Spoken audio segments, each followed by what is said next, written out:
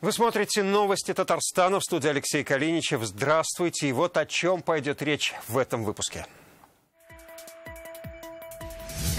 Звуки азана после 90 лет молчания.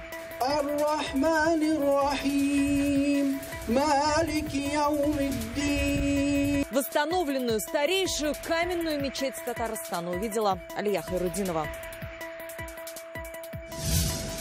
Симптомы есть, а бесплатных лекарств нет. Конечно, мне стало обидно, потому что в таком плохом состоянии еле-еле ходишь. Почему в Татарстане обещанные препараты от ковида дают не всем? Выяснила Юлия Гоголева.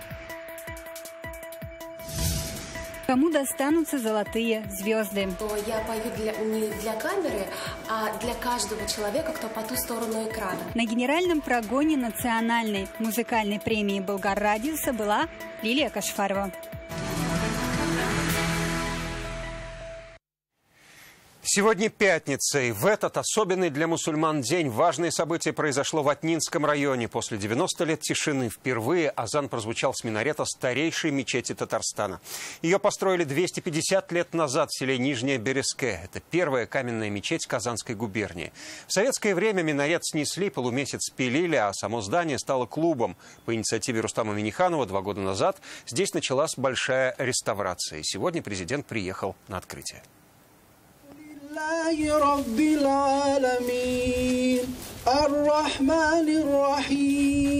Село Нижняя Береске, что в 70 километрах от Казани. Сегодня здесь все по-другому, не как век назад. По-особенному звучит и азан с минарета самой древней мечети. Этого исторического момента жители ждали 90 лет.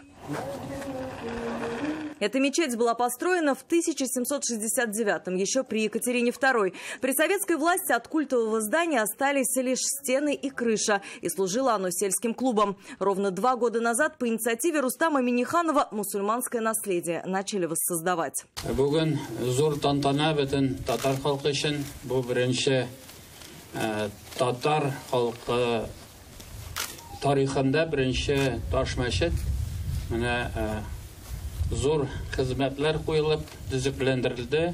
Шуңа күрә сезне һәммәгезне дә, авыл халкы да, монда килүчеләр дә күп булыр. Барыгызны да шушындай зур тантана белән котлыйм. Рустам Минниханов поздравляет всех прихожан и выражает надежду, что мечеть никогда не будет пустовать. А после со всеми он отправился в залы, где местный имам подробно рассказал Рустаму Минниханову, как изменилась мечеть. Затем все вместе совершили пятничный намаз. Светлые залы, большие окна, даже уголок истории мечети. Реставрацию здесь проводил фонд поддержки культуры при президенте республики под руководством Азгата Сафарова. Строители и архитекторы старались не упустить ни одну деталь. Выбрать цветовую гамму, восстановить форму лепнины помогли находки при разборе старых половиц. Небесно-голубой цвет в основном молельном зале. Это точно так же были на остатках лепнины, этот цвет и сохранился. Были вскрыты полы, которым, по-моему, порядка 60 сантиметров. И именно в тех участках сохранились остатки лепнины. Все делалось ради довольствия Всевышнего Аллаха. В дальнейшем это задача нашей деревни, жителей нашей деревни, чтобы эти стены уже не пустовали, залы были полными. К слову, мечеть станет не просто местом молебен. Это новая культурная площадка для сельчан. При мечети будет работать и медресе, а еще этот музей. К слову, к его созданию большой интерес проявили и сами жители. И принесли сюда свои экспонаты. Это и изю, и расшитые полотенца. Но самые ценные экспонаты хранятся здесь. Это книги, написанные арабской вязью, были найдены во время восстановительных работ в самой мечети. Очень порадовались. Как не порадуешься? Достань татари. Старшее поколение очень рады. Даже словами передать невозможно. Пускай этот мечеть всегда работает, пускай он полон будет народом, и всегда азан прозвучит.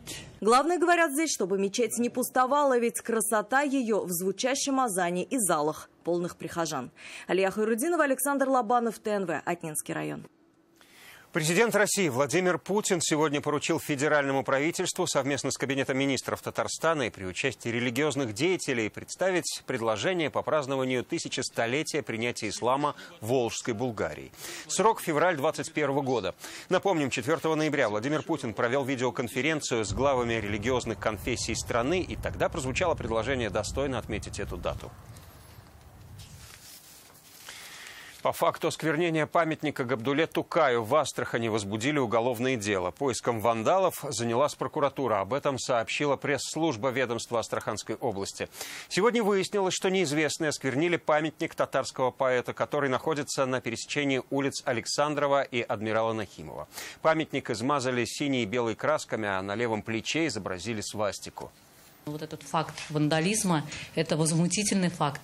Я считаю, что это просто необходимо скорейшим образом найти, кто это сделал, и наказать.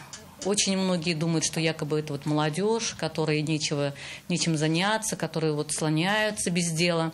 Но опять-таки, как бы это ни было, у них есть родители, и родители должны заниматься воспитанием своих детей, именно духовно-нравственное воспитание. К другим новостям. В Татарстане зарегистрировано еще 3 случая смерти от коронавируса. Умерли женщины 69, 79 и 95 лет. Таким образом, число погибших от ковида в Татарстане достигло 161 человека. За минувшие сутки в республике выявлено 94 случая ковид. Все контактные. В России за минувшие сутки выявлено 28 585 новых заболевших. Большинство случаев по-прежнему в Москве – 7215 человек.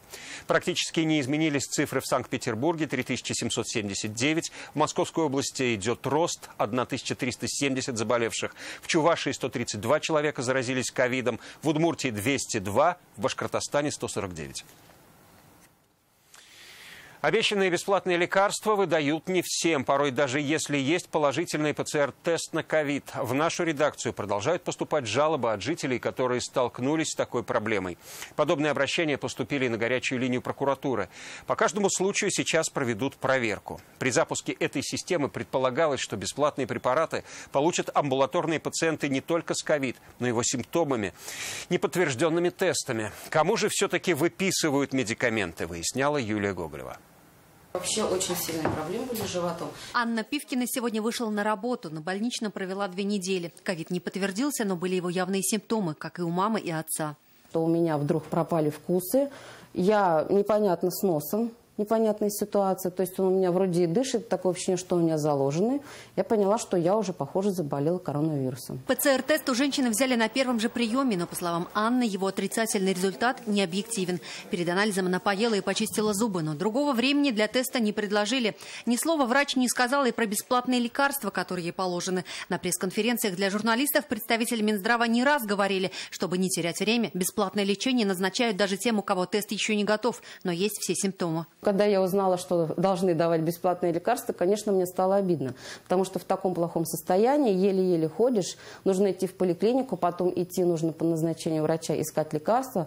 В принципе, арабидол-то не особо можно найти везде. 2 недели тому назад, в четверг, у меня появились симптомы первые. Похожей ситуацией оказалась и жительница Казани Рима Самигуллина. Она до сих пор лечится от пневмонии. Антибиотики ей назначили на 10-й день болезни после компьютерной томографии, которую она сделала за свой счет. В поликлинике предложили лишь рентген. На лекарства Рима потратила больше 1000 рублей. Гормональный препарат достала только через знакомых. И уже потом случайно узнала от коллег, что препараты можно было получить бесплатно. Она мне говорит, почему тебе бесплатно не предложили. Я говорю, я не знаю. Должна же ведь. Но я говорю, мне, во-первых, ковид никто не ставил. Не предложили. Я даже не догадалась. Я уже была в таком состоянии, я за любые деньги согласна была купить, лишь бы там температура спала. Болеет девушка 3-ю неделю, но ПЦР-тест на ковид до сих пор не взяли. Записали на 16 декабря. Пока мы готовили этот репортаж, нам позвонили 7 человек, оставшиеся 1 на 1 со своей болезнью. Один из них был с положительным тестом. На горячую линию прокуратуры поступило 5 подобных жалоб. По каждой идет проверка. Если у пациента уже есть подтвержденный мазок, то, безусловно, это является показанием для назначения в случае необходимости лечения пациентов. Жалобы поступают и в Минздрав, и здесь тоже разбирают каждый случай и добавляют. И единой схемы по выдаче бесплатных препаратов от коронавируса, если тест не готов, нет. Врач ставит диагноз вероятного COVID-19 на основании клинических либо эпидемиологических данных. В любом случае решение за врачом основываясь на нескольких факторах. Это и наличие болеющих дома, это и определенный вид симптомов и так далее. По словам Владимира Жаворонкова, помимо ковида в республике идет вспышка вирусных заболеваний, и порой врачи могут перестраховываться, чтобы не навредить. Серьезные препараты от ковида при обычной простуде лучше не назначать. Если это ОРВИ, то лечение от COVID-19 оно может быть неверным.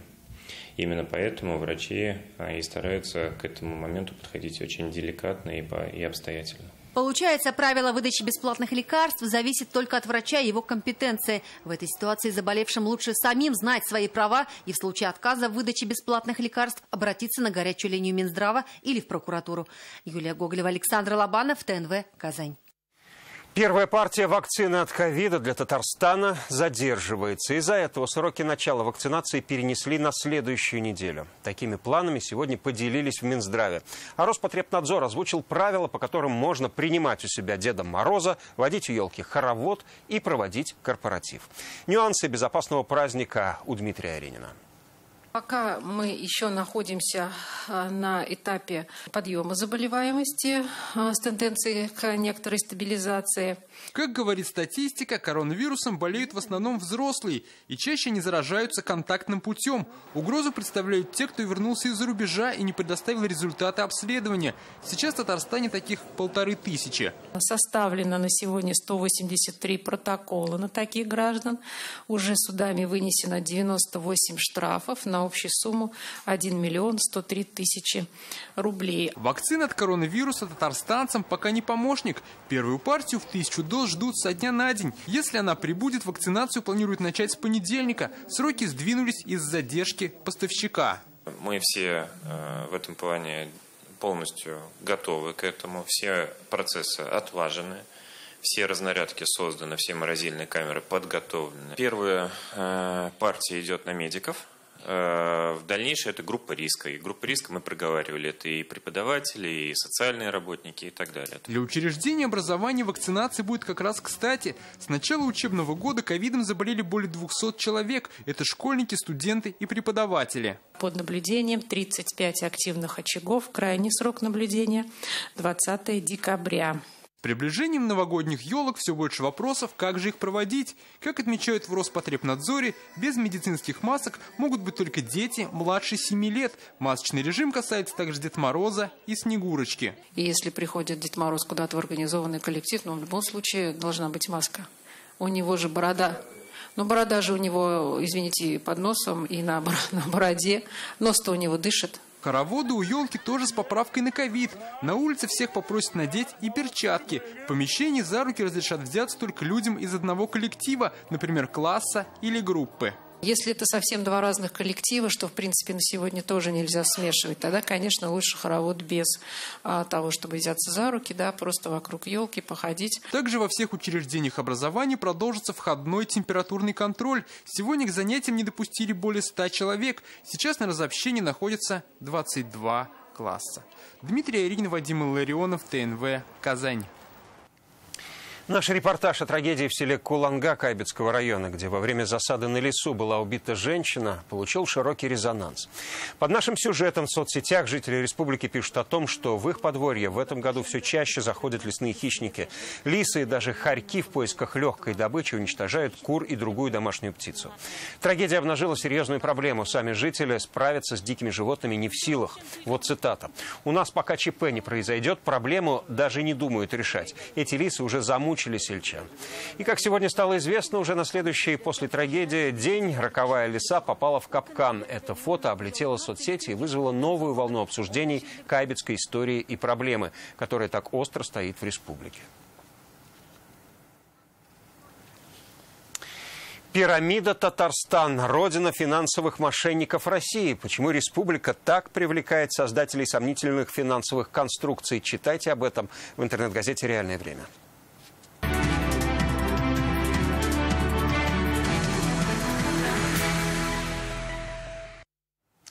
Рустам Минниханов в Москве сегодня встретился с заместителем председателя правительства России Маратом Хуснуллиным. Президент рассказал об основных социально-экономических показателях республики. Также обозначил проекты в сфере ЖКХ, транспорта, образования и культуры. Ни на один день строительная отрасль многих регионов, в том числе в нашей, не останавливалась. Это заработок людей, это платежи в бюджет, это настроение людей. Когда люди работают, и болезнь проще проходит. На КАМАЗе сегодня премьер Алексей Песошин встретился с генеральным директором госкорпорации «Ростех», председателем Совета директоров «Автогиганта» Сергеем Чемизовым. Они посетили прессово-рамный завод, стратегически важный объект КАМАЗа. Сейчас здесь идет модернизация производства. Современное оборудование позволит повысить качество выпускаемых рам. Также Алексей Песошин сегодня участвовал на заседании Совета при полномочном представителе президента России в Приволжском федеральном округе. Ожидается масштабная работа по изменению региональных законов в связи с внесением поправок в Конституцию России. Сегодня, в преддверии Дня Конституции страны, состоялось онлайн-заседание рабочей группы по мониторингу реализации конституционных изменений. В нем участвовал председатель Госсовета, член рабочей группы Фарид Мухаммедшин. По поручению Владимира Путина сейчас ведется мониторинг внесения изменений как в федеральные, так и в региональные законы. Как отметили сегодня участники, эта работа должна быть системной, а некоторые вопросы необходимо решать быстрее. Онлайн-формат оказался особенно полезен. Сегодня на заседании Координационного совета по делам соотечественников при президенте Татарстана подвели итоги этого года и обозначили планы на предстоящий. Быть причастными к знаковым событиям и укрепить связи с соотечественниками и татарами из разных регионов страны и зарубежья помог онлайн-формат мероприятий. На 2021 предстоит распланировать мероприятия Года родных языков и народного единства. А в апреле пройдет всероссийская перепись. Предварительно на апрель следующего года назначена всероссийская перепись населения, и особо обращаю на это внимание всех наших коллег. Полагаю, представителям республики в субъектах Российской Федерации и за рубежом следует продумать форму своего участия по ряду мероприятий, а также информирование их соотечественников с оперативной разработкой соответствующих планов. Сразу два главных приза выиграли сотрудники нашего телеканала в республиканском конкурсе на лучшее освещение антиэкстремистской тематики. Награды лауреатам сегодня вручил руководитель агентства по печати и массовым коммуникациям Татмедиа Айдар Салимгараев. Сразу два первых места завоевали мои коллеги Алия Хайруддинова и Дмитрий Аринин. Всего на конкурс поступило более 300 работ. Очень приятно, что в этом году у нас и работы стало больше, людей, вовлеченных в этот процесс. И этому надо учиться, с этим работать. И работа это важная и очень нужная. С чем я вас поздравляю, то, что вы взяли себе эту непростую очень тему, в которой надо разбираться. Золотые звезды для исполнителей лучших песен этого года. Завтра в Казани состоится церемония вручения 8-й национальной музыкальной премии «Болгар Радиосы». Впервые она пройдет без зрителей. Онлайн-концерт можно посмотреть на телеканалах ТНВ и ТНВ Планета, в наших соцсетях, а также послушать в эфире «Болгар Радиосы». Фирдус Тимаев, Рифат Зарипов, Раяз Фасихов и знают по именам, узнают по голосу. Слушают в авто, когда едут в пробках в больших городах, через радиоприемники в маленьких деревушках. Они народный выбор, создатели хитов и номинанты премии. Впервые она вручается онлайн. Представляешь, что народ, представляешь перед телезрителями своих же родителей, близких. И вот этим заряжаешься. Но этого, конечно, не хватает. Хотелось бы, чтобы все тут были. Был такой опыт. Для меня это выступление было новым в то время, но я настроила себя так, что я пою не для камеры, а для каждого человека, кто по ту сторону экрана. Победителем статуэтки «Алтын Йылдыз» «Золотые звезды» получит бессмертный хит, неповторимый голос и народная любовь. 30 номинаций. Станет известно и имя легенды татарской эстрады. Премия вручается авторам музыки и слов, победителям проекта «Койнар хит», «Горячий хит» и любимым артистам зрителей. Мы работали уже целый год, готовились к этому премии, да. Готовность у нас хорошая. У нас сегодня генеральный прогон. Прямая трансляция – это, наверное, наша сильная сторона, потому что технически только ТНВ может именно в прямом эфире отработать. Посмотреть можно завтра в 18:00 в прямом эфире телеканала «Татарстан. Новый век», ТНВ «Планета», в интернете или по традиции включить радио и поймать волну «Болгар Радиоса». Впервые в зале нет зрителей. Вместо человеческих взглядов – пустые кресла. Все равно артисты готовятся очень серьезно, потому что премия является одним из главных музыкальных событий года. Впервые изменили и дизайн статуэтки. В этот сложный год ее сделали немного ярче. Лилия Кашфарова, Рамзель Гарипов, ТНВ, Казань. Пока это все. Больше новостей в наших аккаунтах ВКонтакте и Инстаграм. Сейчас о погоде. И до встречи.